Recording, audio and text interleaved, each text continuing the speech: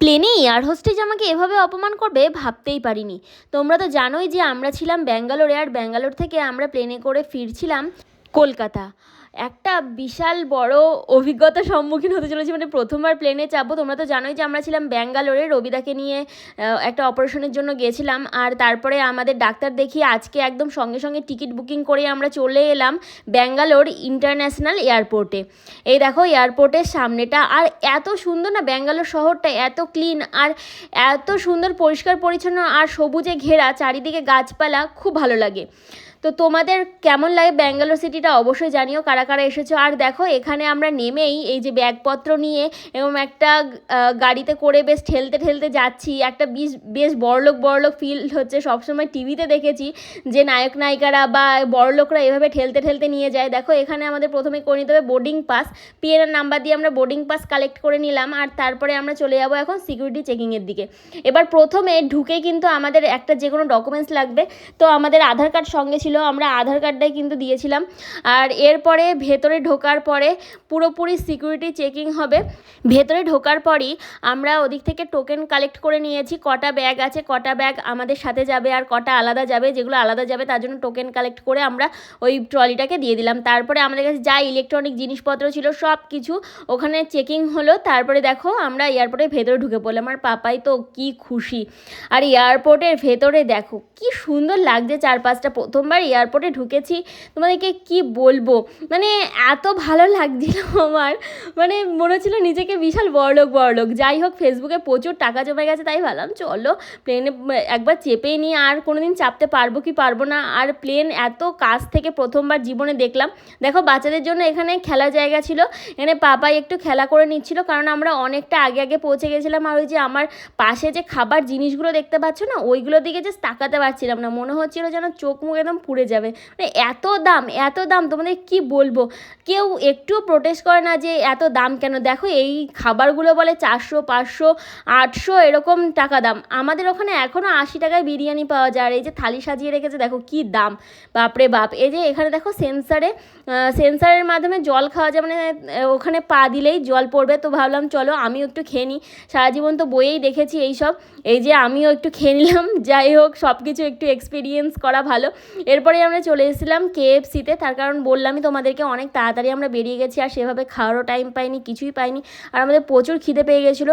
আর আমার বাবাই শোনা তো জানোই মাঝে মধ্যে ওরও একটু ক্রেভিংস হয়, কিছু খাই। আর আমরা এক্সট্রা কোনো ফুড নিয়ে আসিনি, কারণ আমরা ভেবেছিলাম হয়তো প্লেনে ওগুলো নিতে দেবে না, কিন্তু দেখছি যে প্লেনে সেগুলো অ্যালাউ ছিল। এবার প্রথমবার আসলে যা হয় আর কি, লোকের ভিডিও দেখে কি আর সেগুলো বোঝা যায়। তো এখানে দেখো আমরা কেএফসি বার্গার খেয়ে নিলাম, আর তার সাথে আমাদের দিয়েছিল কেএফসি বার্গারের ভেতর ছিল ফ্রাইড চিকেন, আর তার সাথে এই যে একটা কি দিয়েছিল, চিকেন স্টিক না কি ছাতা মাথা নাম ছিল, যাই হোক আমি জানিও না, মানে বলতেও পারি না আর কি। তো সেই সব খেয়ে নিলাম। 1050 টাকা দাম ছিল, কি করব, প্রচুর দাম, প্রচুর পয়সা চলে গেল। তবুও মানে প্রথমবার এয়ারপোর্টে এসেছি, একটু বড়লোকি ব্যাপার স্যাপার তো দেখাতেই হয়। এবার আমাদের চলে এসে প্লেন, তো প্লেনে এবার চাপবো। দেখো আমরা ভেতরে ঢুকে যাচ্ছি, এখানে আমাদের বোর্ডিং পাসগুলো নিল, চেকিং করে আমাদেরকে ভেতরে ঢুকিয়ে দিল, আর তারপরে এবারে আমরা ডাইরেক্ট ঢুকে যাবো প্লেনের ভেতরে। দেখো পাপাই তো আগে ছুটছে, কতক্ষণেও প্লেনের সামনে যাবে।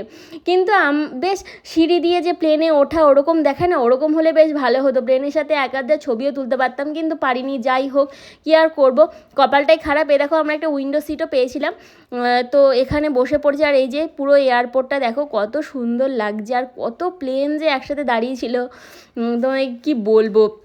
মানে এত কাছ থেকে না আমি জাস্ট প্রথমবার প্লেনে চেপে মানে অভিজ্ঞতা করে কি এত ভালো লাগছিল, আমার মনের মানে আমি বলে বোঝাতে পারবো না।